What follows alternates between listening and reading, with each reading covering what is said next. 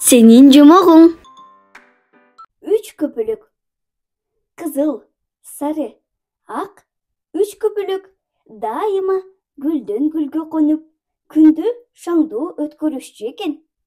Күндөрдүн биринде үчөө адатынча ойноп жүрүшкөндө аба ырайы өзгөрүп, жамгыр төгүп кирет.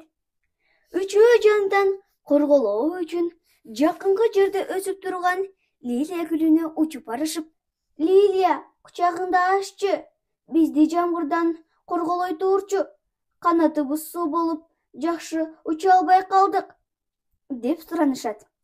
Макул, ак көпөлөк мага окшош экен. Ошону коргойм. А силер башка жай издегиле, дейт берки эки көпөлөккө.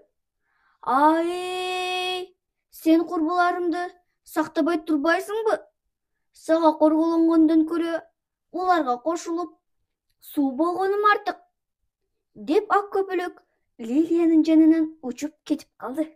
Андан соң көпөлөктөр сары жоогасынга учуп жетишип, жандан корголотууну өтүнүшөт. Мен сары көпөлөктү эле коргойм, анткени анын түсү мага окшош экен, дейт жоогазын. Сары көпөлөк ага көнбөйт да учуп кетет. Андан соң көпөлөктөр кызыл розага учуп келишип, өтүнүчүн айтышат. Роза, кызыл көпөлөк, сен мага окшош экенсиң.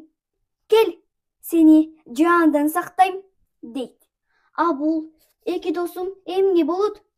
Мен буларды талаага таштабайм, деп кызыл көпөлөк учуп кетет.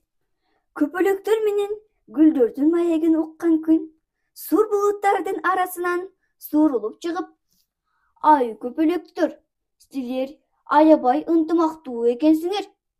Ушул калыбыңардан жазбагыла. Ынтымактуу болсоңор гана баарын жеңесиңер», деп алардын суу болгон канаттарын кургатат.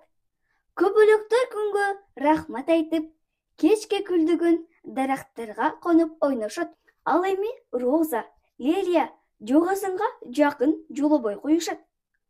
Ошондо үч көл көпөлөктөргө жасаган мамилелерине өкүнүп соолуп калыптыр.